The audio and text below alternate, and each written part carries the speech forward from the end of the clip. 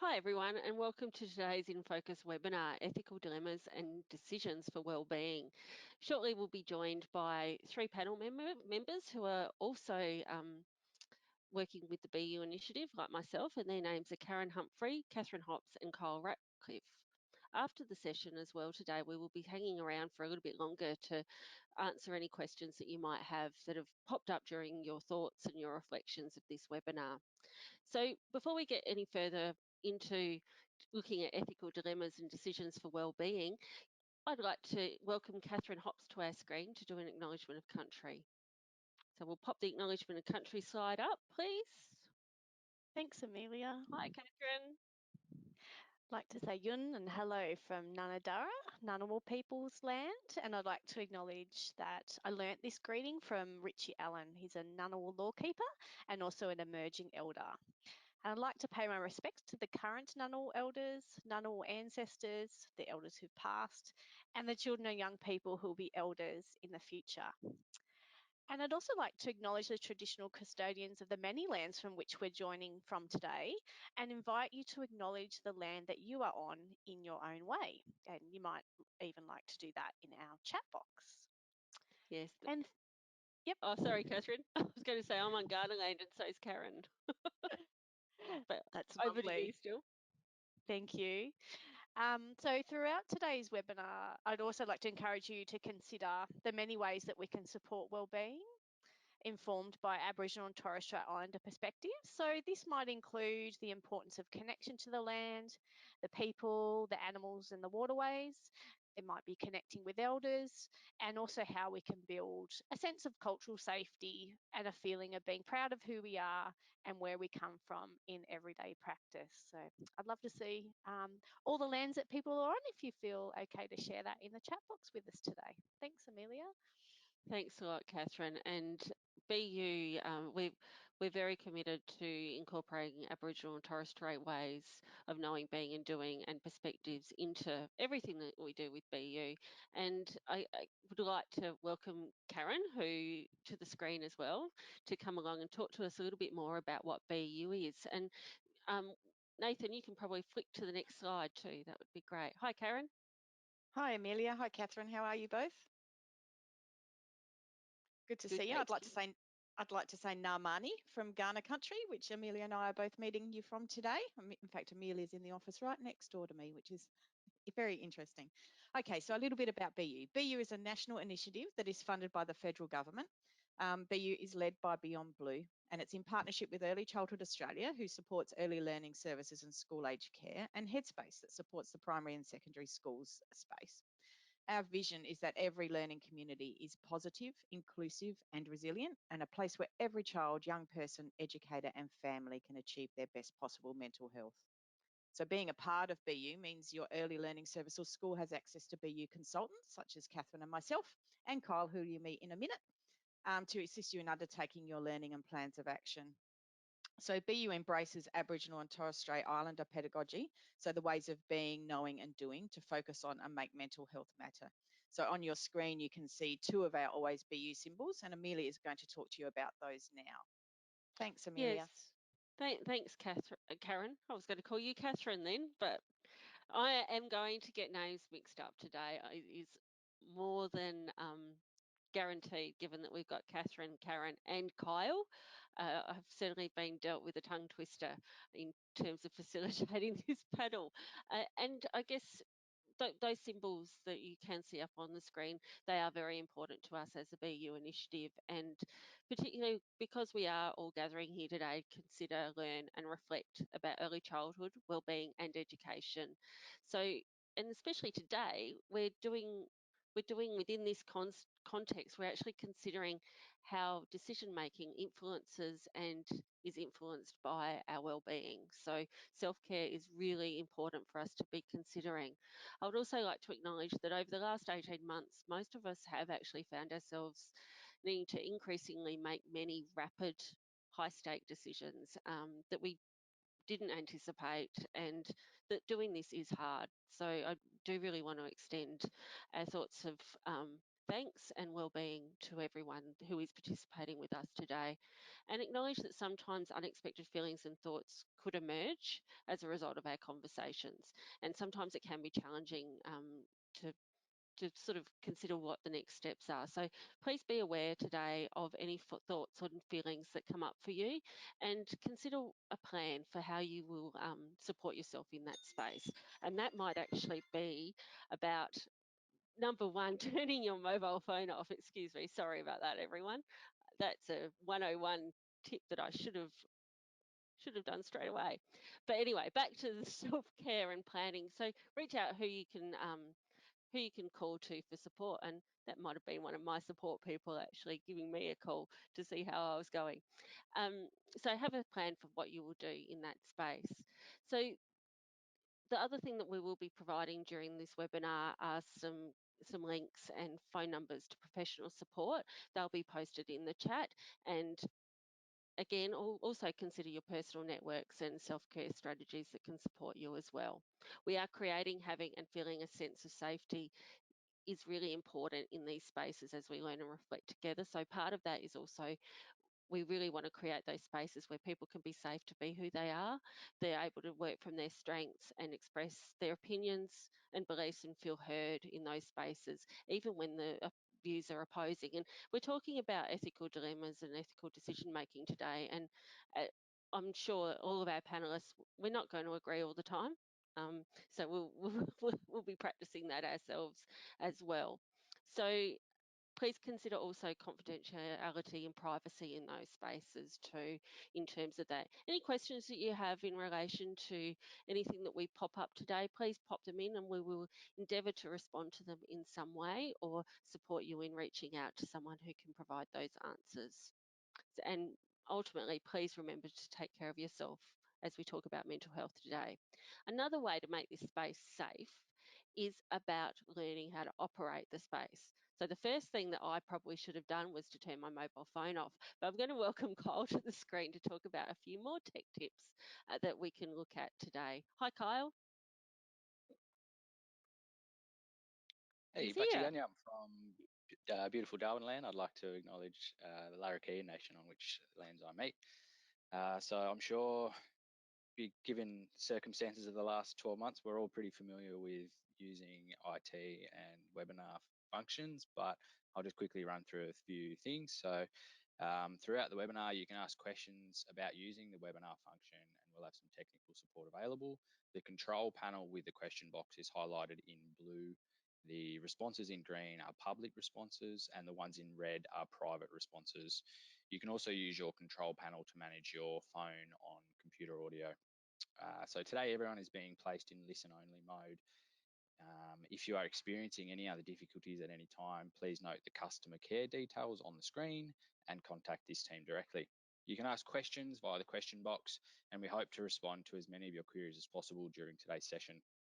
I'd like to acknowledge the people working in the background, which is Dino, Nathan, Maria, Talia, and Alicia for helping us out today. Any links to resources or references we use in this content will be posted in the chat, but they'll also be available in the handout you can download along with some reflective questions. This will be available post-webinar. We also invite you to participate in the polls we'll be launching throughout the session. And we're also making the attendee list public now.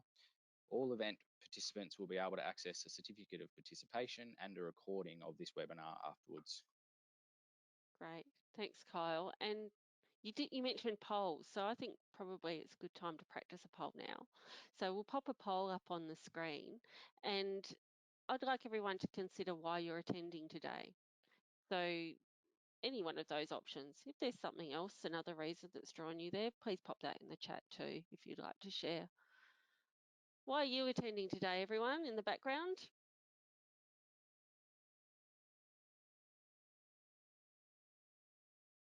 Anyone? Kyle? Catherine? Oh, you're talking to us. Yes, anyone. Well,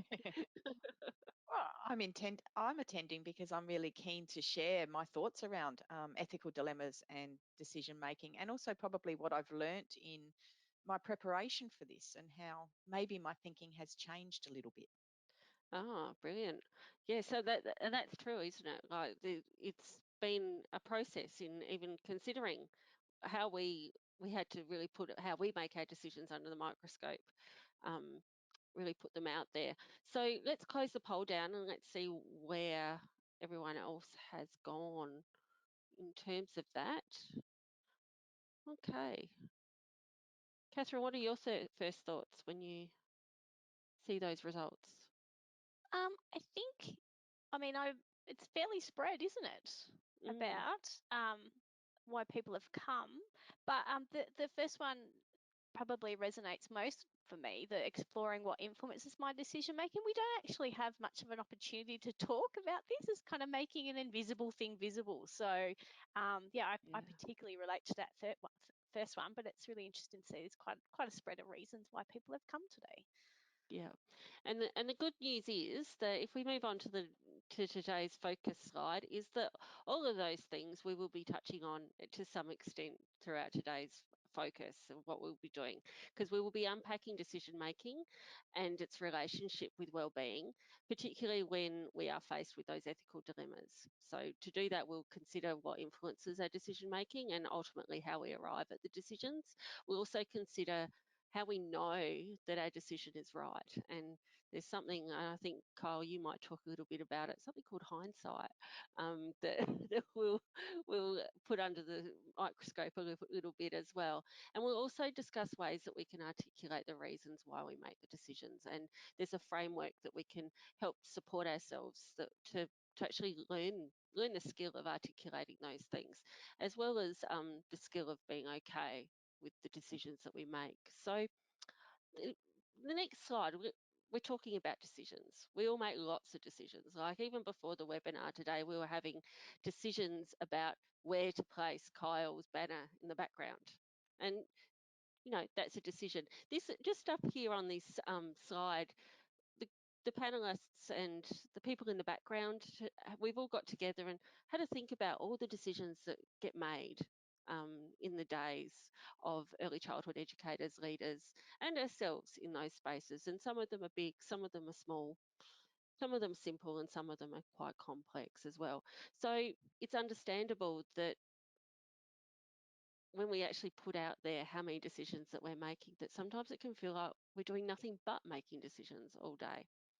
So have a think about where that sits with you, whether or not you're surprised by some of the things that are there, or whether it resonates with you as well. And we will be talking a little bit about those complex spaces where Anne Kennedy refers to tricky decisions or difficult decisions as those that involve messy complexities. So we'll be unpacking that a little bit more throughout the day too. So it's time for another poll. And this second poll is up. Yes, it is up. Cool. Is about think about the last time you made an important decision in service or school, and why did you make that choice? Kyle, when you think about the decisions that you make within the context of working with young children and in the early learning service space or school space, what do you think? Does anything pop to your mind as a first response? I'd say I'd probably lean towards the rules and regulations and regulatory requirements, but I try to consider all of them. So Yeah. So hopefully everyone will have some strategies for how we can make sure we cover off all those bases. So let's see what the quick poll results were. Yep.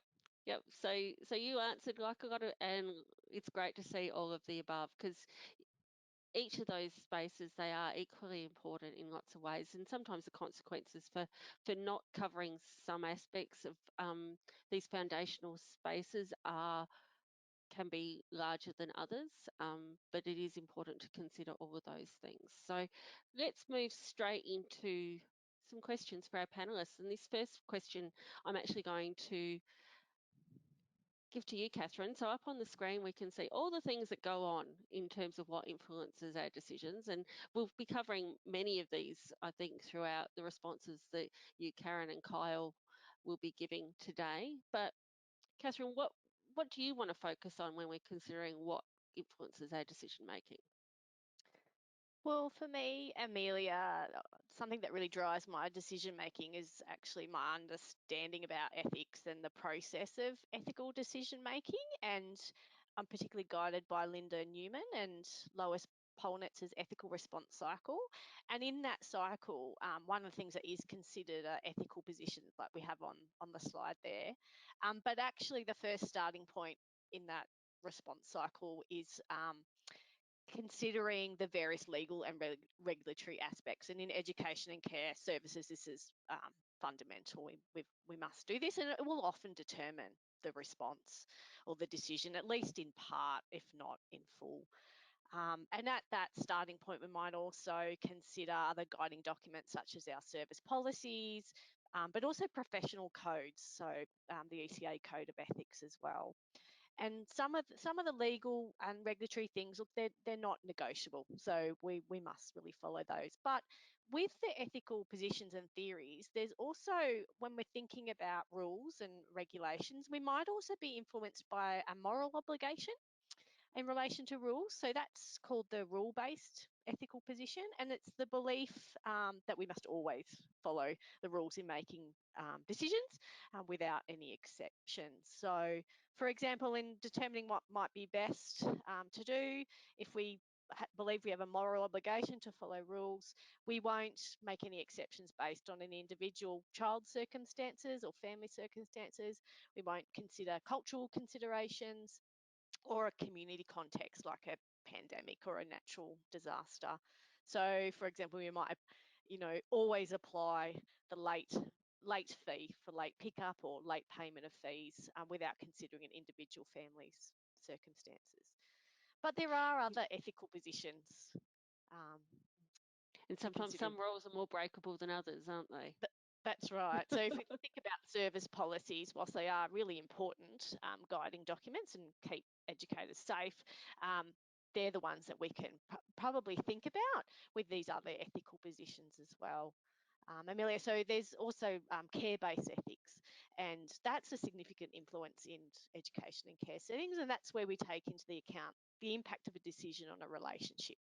So in my background, I've worked in a lot of small rural communities and regional communities, and something that's impacted on my decision is the ongoing relationship with that child or family, not only in the professional setting, but also out in the community as well. But there's a couple of other ethical positions as well. So we're influenced by our virtues and values as well. So for me, the value of children's rights and valuing what's in a child's best interest, and also value and reconciliation, those values impact on my decision as well, particularly in tricky decision making. And there's actually a fourth major one that's happening there and is influencing our decisions, and that's it's about the greatest good for the greatest amount of people. And we've seen that a lot in the last 12 months. A lot of decisions being made in relation, in the context of the pandemic, are actually about designed to protect the health of a whole population. But we've also seen that ethical position being drawn on by leaders too, particularly in being flexible with some of the arrangements, for example, drop-off and collection of children. So we've seen services being flexible around keeping family adults out of the service, particularly where, for example, there's a young child who needs to be settled into care, and that decision has more benefit than harm for everyone. So there's lots of ethical positions that are influencing my own decision making, and I'm sure you can relate to some of those as well. Yeah. Definitely, and we all have those default ethical spaces where we start as well. So it's interesting to consider where our defaults are and how we work our way through considering all those aspects. Karen, do you want to add anything? Perhaps a little story? Thanks, Amelia. Yes, I'd like to. Thanks so much, Catherine. I think in this whole process, learning some of the theory behind it and some of those ethical positions and what influences our decisions has really helped me I don't know, I think I've gained valuable knowledge as a professional yet again, which is great. So I'm going to give you a little example of when I had to make a decision and what eventuated from that. So I was a new director of a rural and remote community. So Catherine and I have some similar backgrounds, a rural and remote community here in South Australia, and it was my first directorship. So it's the first time I'd been a director. So as you can imagine, I was very bound by the rules and regulations and all of the things that I thought I needed to follow all of the time. So we had a new child start at our centre, and the family were from a culturally and linguistically diverse background. We'd done all of the orientation process, all of the enrolment forms with all of the information that we thought we needed had been gathered. Not long after the child started, the educators in the room he was in approached me to say that they had some concerns around what happened with him at meal times. So the family's expectations were very different compared to what our processes and procedures were like within the centre. So initially, the decision that we had made without much consultation was around our rules. So our rules were that we would support children to develop their self-care skills, which included self-feeding. So this child was spoon-fed at home and not encouraged to self-feed. So our rules-based ethical position had been followed because it was really important to follow the rules. That's what I thought, right? So what we hadn't taken into consideration were those individual circumstances, including the cultural considerations of this family. What eventuated from this decision was a child that became very distressed at meal times. He knew what was going to be expected of him. It didn't sit right with what he'd learnt and what his life was like. So that was something that distressed all of us. So after observing this, I made a time to have a conversation with the family about their mealtime routine and the why of this mealtime routine. Like, why do you do it this way? So then I had all of the information. So that was really important for me. So together we were able to work out a solution that supported the child's sense of belonging and well-being in our centre. And so what happened, we stopped the rule-based decision-making process and we looked at a care-based ethical position.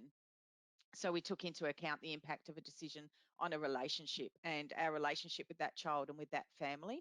And I'll go back to what Catherine said, when you're in a rural and remote community, it's not just the relationship in the centre. You see these people outside of the centre all of the time. The town I was in was quite small.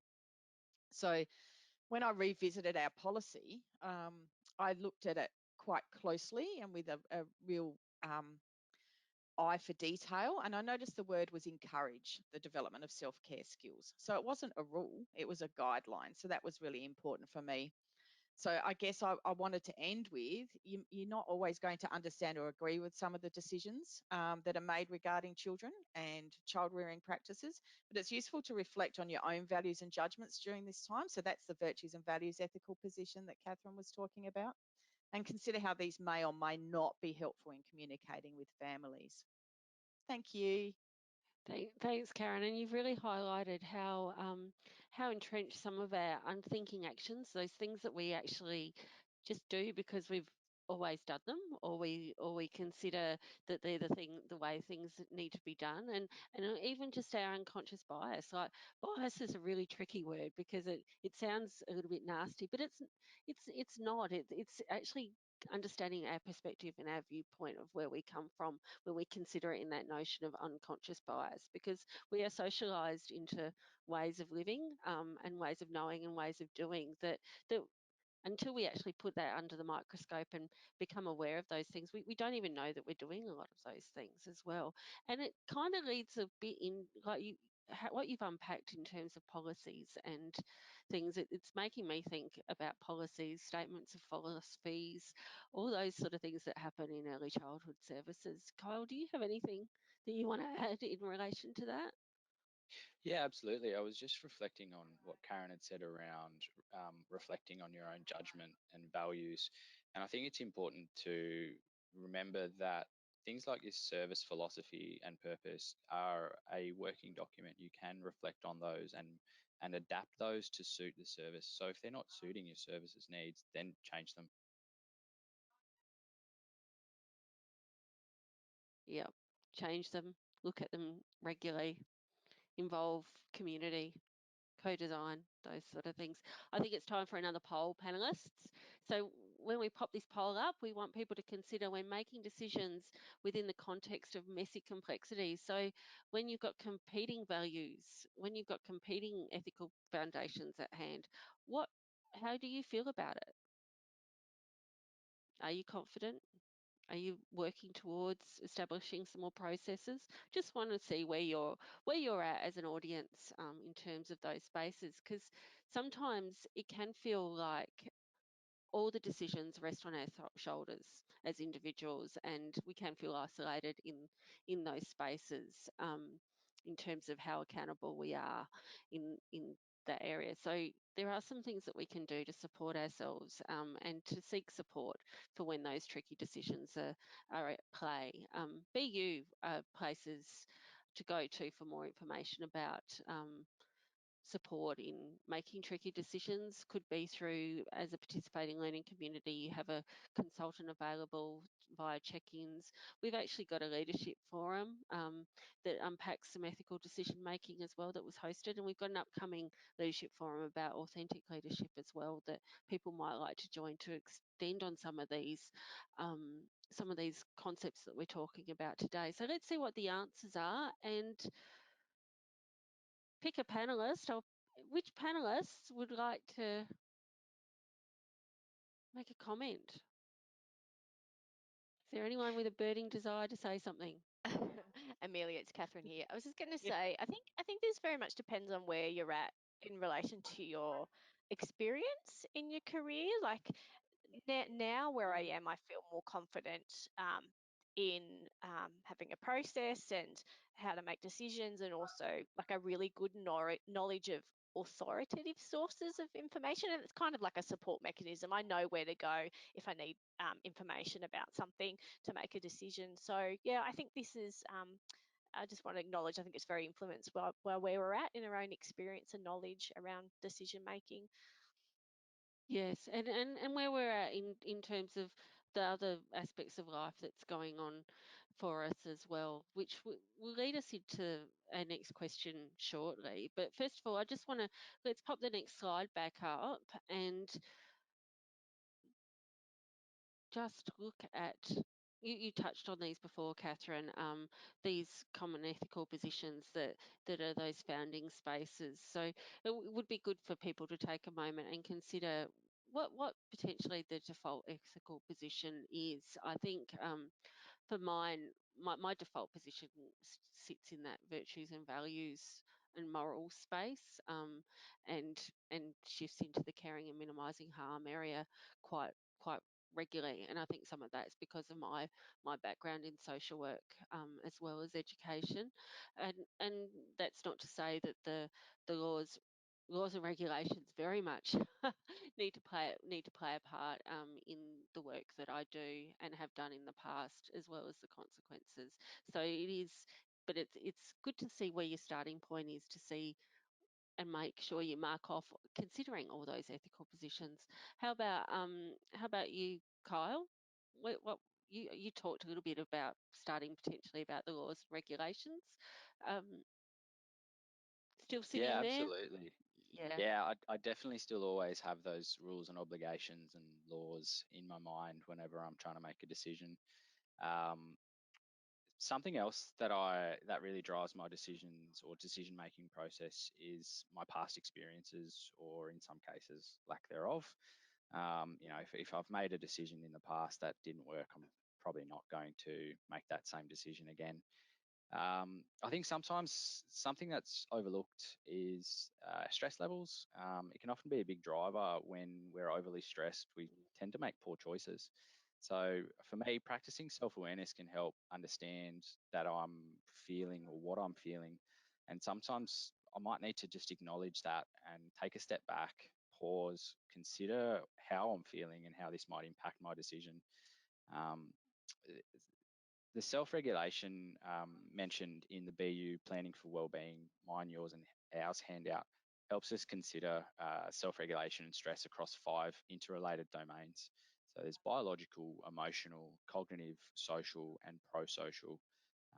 So basically, biological stresses include health and environmental factors such as noise. Emotional stresses are experiences that trigger strong positive or negative emotions. Cognitive stresses relate to processing certain kinds or amounts of information and exposure to experiences requiring more complex thinking. Social stresses include noticing, identifying, and responding to social cues and understanding the effect of our behaviour on others.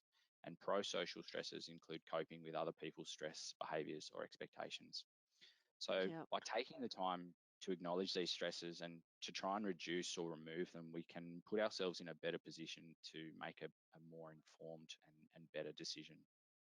Yeah, I like what you say about reducing as well as, because sometimes we can't remove the stresses and that we're experiencing, but we can potentially reduce the impact of them. The next slide might unpack a little bit of this as well. We'll just click to that. That's one way to reduce the stress. We can see on that image, you know, working and talking through things as a team as much as possible in that reflective practice space. Is there anything else you want to add, Kyle, to around self-awareness or self-regulation, or should we cross to Catherine to maybe give us some tips about how to actually apply and practice the self-regulation, self-awareness Yeah. aspects? Yeah. Thanks, Amelia. So there's actually, if you're aware that at the time you're feeling you need to make a decision, but it's not the right time or place because there are some stresses going on for you, there's something really practical that I've learnt more recently that can help to do this. So I really pride myself on trying to be an ethical practitioner. So this process is called Stop, Reflect and Act, and it's very helpful. So just knowing if it's not the right time and place. If, for example, you're actually supervising children and a family comes and asks you quite a tricky question that you know, it's just not appropriate to answer on the spot. Just knowing like that you can stop, like the first is like you actually stop. You don't have to respond straight away. You can acknowledge to the family it's a really important question, but I'd actually like some time to consider it. Can we make an appointment to talk later? And then the next two parts of the process are reflecting and acting. So when we reflect, we might do that individually, but just like the photo shows on the slide there, it can be really helpful to talk over with other people. It might be a mentor, it might be a trusted colleague, and that reflecting might be going back again and considering all the legal or regulatory obligations and these ethical positions and all the things that are going on. And at this point is where I would be feeling a bit of the tensions between those ethical positions, particularly now because I'm very passionate about protective relationships for children and to maintain a positive relationship with families and children as a protective factor for mental health. So that's kind of what's happened for me at the reflect. And the next bit is act. So when you've had that time to really consider, especially when it is an ethical dilemma, you can then formulate a response, but also know that's not the end of it. Perhaps you've made that decision. You can actually come together with your colleagues or spend some time individually reflecting again later on when we do have that bit of information we didn't have before, which is the hindsight, which we'll talk a bit later. We didn't have that. We've now got, let's reflect again together, and perhaps we'd make a different decision next time. But yeah, Stop, Reflect, Act, Amelia, is something that I think is really helpful in the moment to know that you can stop with some particular decisions. Ask for the time that you need to reflect before you act and make that decision. Yeah, thanks, Catherine. I must admit, as far as BU models and tips and tools, Stop, Reflect, Act is one of my favourite models as well. And as you were talking, I was going, yes, that's so true, that it could really provide that framework for taking the next step. As you were talking though, I was also considering how the Stop, Reflect, Act can actually be something that's done in a really short moment. Like it could be just a stop, a quick pause to take a breath, have a quick reflect. Now it's not the right time. Yep. How can I make sure this is safe? And the act could just be the very next step to to set up Yeah. you don't need to make that solution as well. I And think that's all in the planning for wellbeing. What were you going to say though? I think it's just very empowering to know that, to know Yeah. that you can stop, take a breath. You don't look, and acknowledging that sometimes there are decisions we have to make on the spot, but like you're saying, just take a moment for yourself to breathe and collect yourself and reduce some of the stresses, perhaps step away from your supervision responsibilities if you can. Yeah, and yes, the planning for wellbeing tool is really great in terms of talking a bit more about stop, reflect, act and how it can be really useful in different Yeah. circumstances. Yeah. Karen, is there anything you'd like to add? We could actually have a whole webinar about self-awareness, self-regulation, and stop, reflect, act. So I'm sure you've got something you'd like to say too. Of course, Amelia. I always have something I'd like to say. Isn't that true? I have noticed in the chat that someone has put in there that being busy, they used to not make an ethical decision on the spot, but always ask for time to think about all of the factors involved. And I love the fact that that person has said asked for time. So I think our communication is key. Look, I'm not in a place or a space to make that decision right now. So if you could just allow me some time to stop, to reflect before I act, that would be great. And I've also really enjoyed hearing how the other panelists, what their ethical positions are around decision making, because we are all very different. So I'll admit that my decision making always used to be based on the rules and the regulations and the legal requirements. And that, I think, early on in a career it tends to be the default setting, or it definitely was my default setting, because that's what you can trust and that's what you know. But I think now I'm more likely to take into account the impact of a decision on a relationship. So it's more the care-based side of it for me. But what I've learnt just in preparing for this is my unconscious biases when it comes to relationships. Like if I'm making a decision that impacts on a couple of people, what are my relationship with those people? Do I care about one relationship more than I do the other? So is my decision going to be impacted by that? So yeah, there's some of the things that I've been considering and I'm reflecting on all of the time. Yes, that's really. I was thinking, I recently did some reading around the notion of moral injury, and when you are placed in those positions of making difficult decisions, and how our relationships with people do impact that as well. So thanks for highlighting that and giving that great example of the unconscious bias as well. I've got another question for you panelists, and I think we're doing okay for time, which is another bonus. So we'll just move to the next slide, and I'd like you to consider, how do you know when you've made a right decision or the best decision? So Karen, you're on the hot seat. How do you Oh, know? back to me. I don't Yeah. know if I always ever know. I think sometimes we just don't know. I'm hoping that I've made the best decision at the time and the place that I'm in. So I guess that's what I want to highlight is what's important is to reflect on the fact that at the time you made the best decision you could. So you have to take into consideration your own state of well-being, which I know over the past year or so we haven't been that good at. We tend to worry about everybody else, and we have the self-care hasn't been at the forefront of our minds. And so you also have to take into consideration the information that you had at the time, your experience and your knowledge, because they're really important.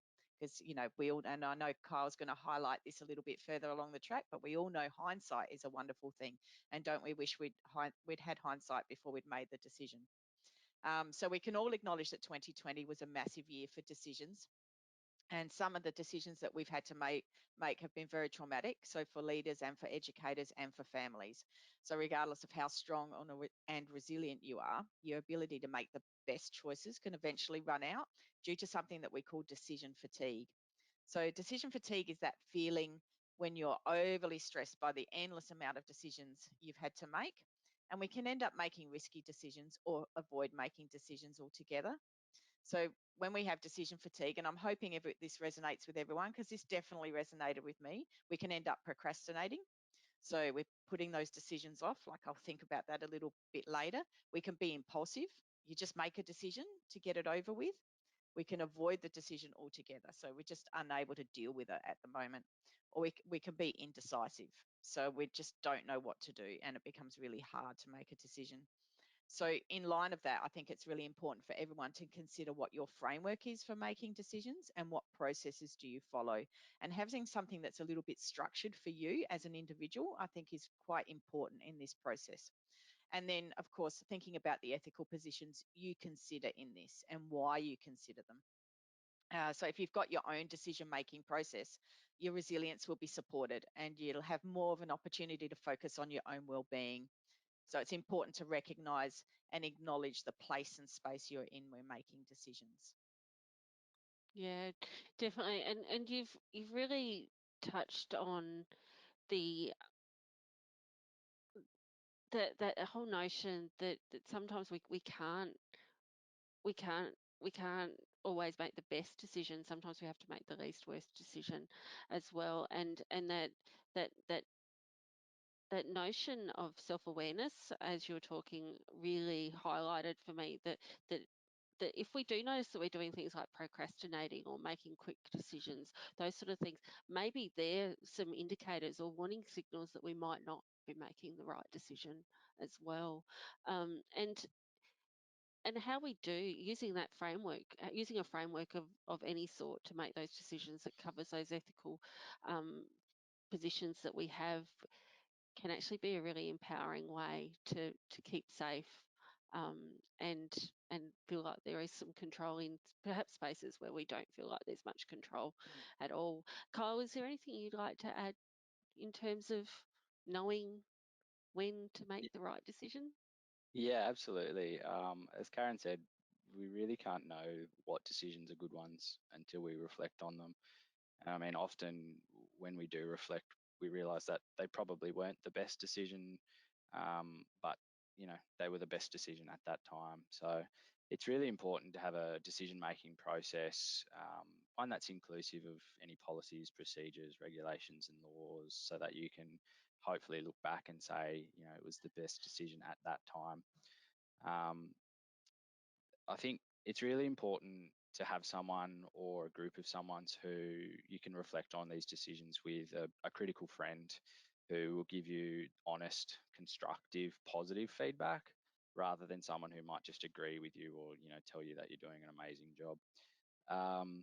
Also, taking time to consider their default ethical foundations. So if you're all about laws and rules and regulations and they're all about relationships and support, they may not agree with the decision you've made, but that doesn't necessarily mean that the feedback they provide isn't valuable. And sometimes that can be more valuable because it gives you a different perspective.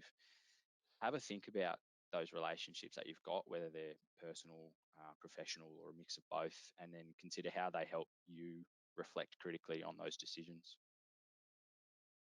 Yeah, and having those critical friends, it is a good way to sort of sound check, and either in the midst, like in your process of stop, reflect, act, or also as a hindsight, post reflection aspect that you could be doing in those spaces. The other aspect around that you picked on, it helps us grow those skills when we are having professional conversations about them, and using those frameworks as well. So there was something that you touched on as well, Kyle, and Catherine, you might want to expand on it a little bit more, but it is really about keeping yourself safe in those spaces, and what you can do to look after yourself, and the critical friend was one option. Is there anything you'd like to add in terms of that, Catherine?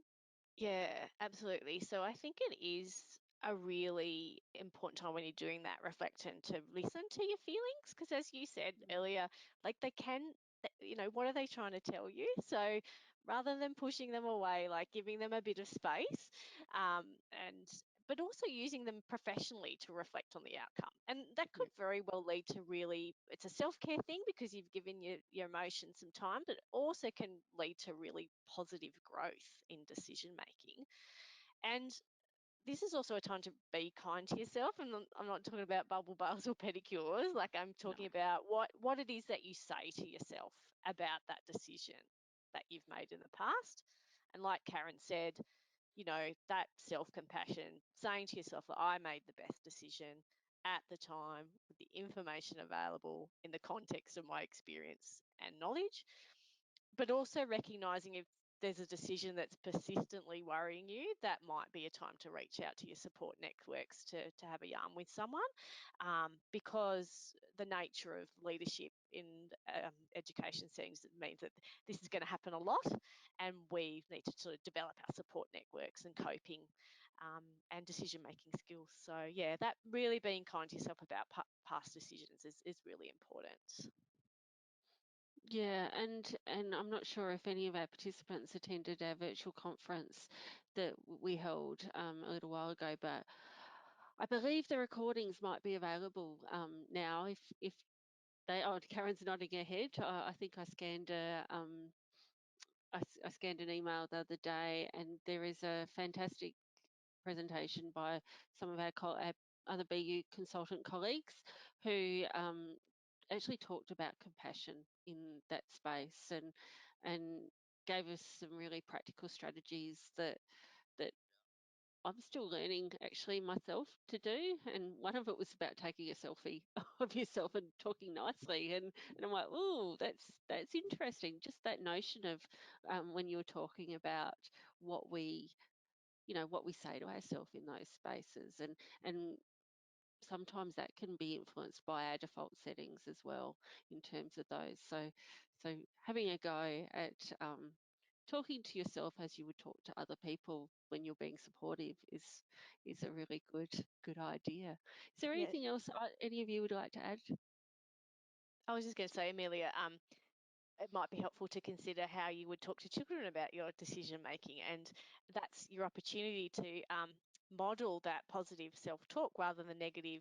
We might say to ourselves, "How could I have been so silly?" Like that might be what we're saying, but you would, if you have an opportunity to talk about decision with children, what would you say to children about Yeah. that decision? So that's another sort of way of thinking about what you're saying to yourself, being kind to yourself as you would like with other people.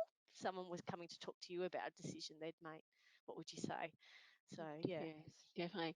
And I'm going to put the panelists on a bit of a spot and going off script. I did warn that I might go off script and I think we've got a bit of time to do this, so I will. I want you, if you can, I'm sure you can. I wouldn't ask it if I didn't think you could. But Catherine, you're talking about children. How do we support children to understand the ethical decision making processes? When's Well, the right time to start? And what do you do? Any thoughts on yeah. that? I just think talking out loud about what's happening and talking, putting some language to what you're deciding, and then saying things like, when I was making this decision about what we were going, might be what we're going to do today, or how to respond when perhaps there's a relationship difficulty between a couple of children. I think that putting language to the experience, helps children understand your thinking, and also that. What you can say to yourself after making a decision as well. And I think it's important in early childhood. So just like with everything else, these kind of things are important to put some words to and make explicit, make visible for young children. And as we said before, it's a skill to learn to be okay with your decisions as well, isn't it? So it's an important part of self-regulation, self-awareness. Karen, Kyle, do you want to add anything to my random question that I just popped in there? Yeah, I'll jump in if you don't Yeah. mind, Karen. I was just going to quickly jump in and say, I think the modelling and that sort of things, as Catherine touched on, is really important. And I think something that's often overlooked, particularly in educational setting, is that reflection on actions. And I think that's something that should really be on the forefront for this sort of area, because it's really important for kids to understand that it's valuable to look back and reflect on their decisions, and to potentially realize that they've made the wrong decision and learn coping mechanisms and strategies for those. Yeah, definitely. How about you, Karen? I just want to extend on what Kyle said, so it's probably good that he jumped in before me. And it's not just reflecting on actions, but it's actually reflecting on feelings, like acknowledging feelings. I think that's very, very important when we're working in the early childhood space.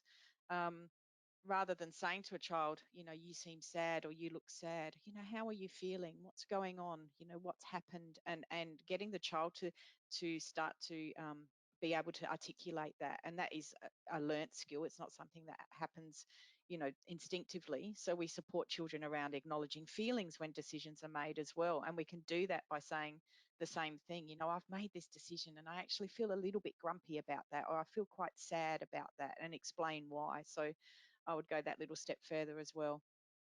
Mm. Could even And that, ask. Well, oh, sorry, you with go, the help, Catherine. like trying to be that support person, then like you ask the person, what do you need right now? You know, it could be a hug, it could be to sit together, like you, and you've then got that opportunity to show, you know, I'm here for you, and even though you're feeling bad about what happened, yeah, to reach out and might be to co-regulate or just to be together or just to talk about it. Like you've got that opportunity to model how you can support someone after they've made a decision that they're not feeling quite so good about. Yeah, and I was thinking about conversations about, oh, it sounds like you've made that decision based on your understanding of the rules, or oh, you've made that decision because you're really caring about, or you're caring about the person that you're related to, or you're making that decision because you think it's important to do that to be for the right thing, or to be a good person, or those sort of things. I think what you've touched on, it's really growing that opportunity to develop your metacognition, that thinking about thinking, that is so valuable, and also to help children get some awareness. Like I even think about how often do young children, when they they are more verbal, they talk about fairness. So it's actually a prime space to be talking about ethical decision making in ways that are applicable and can be concrete for them too. So we've kind of done a mini webinar within a webinar there. So just around supporting children's ethical decision making as well.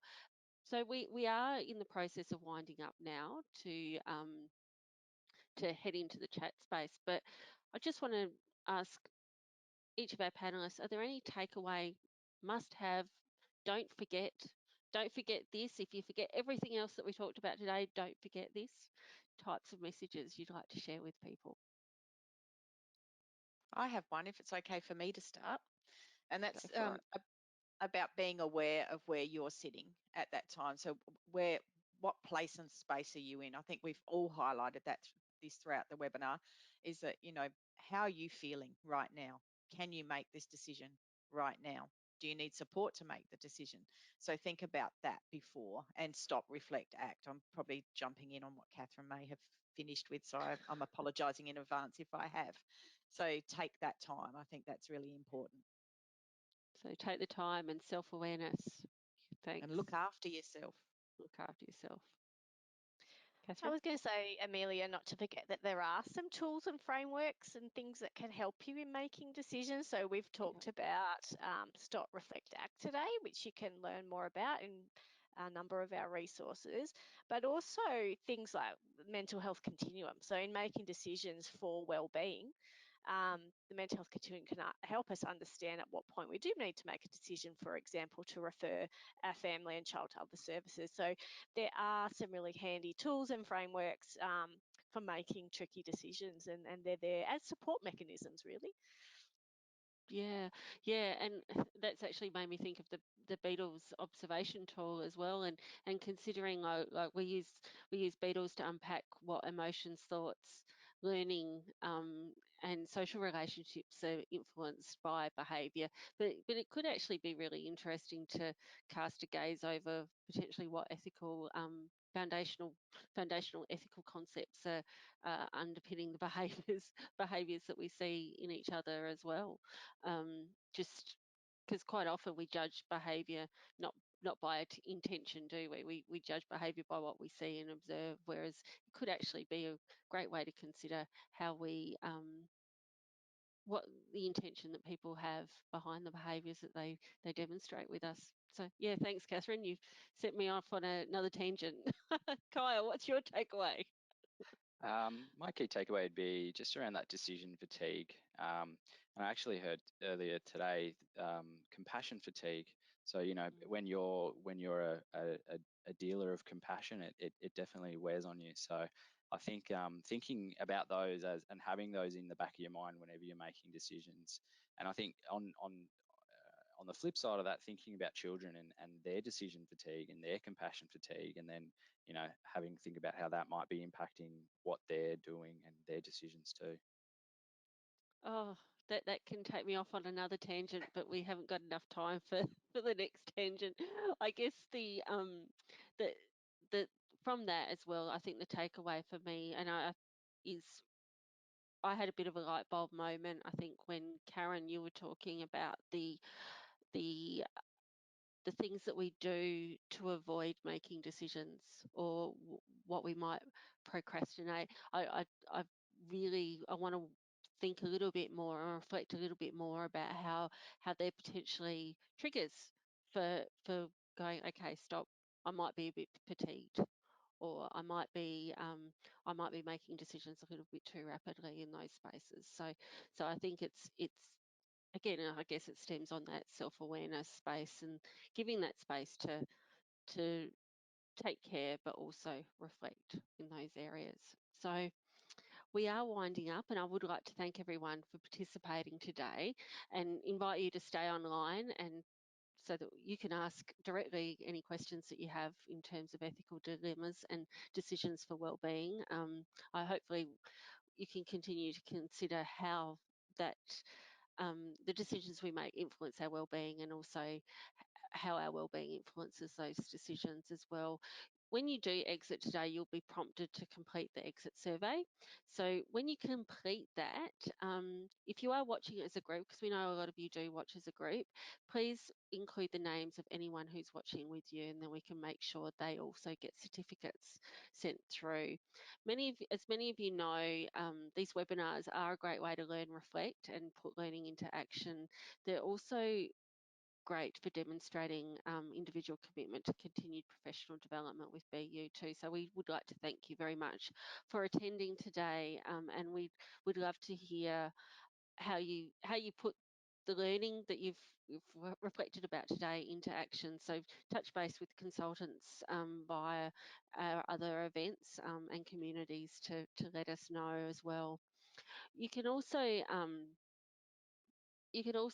not sure if you've heard that you can also support documentation and guide whole service or school professional learning and continuous improvement with the support of BU. So please contact our team today if you want to find out some more about that. We've got some different ways that you can engage in those spaces.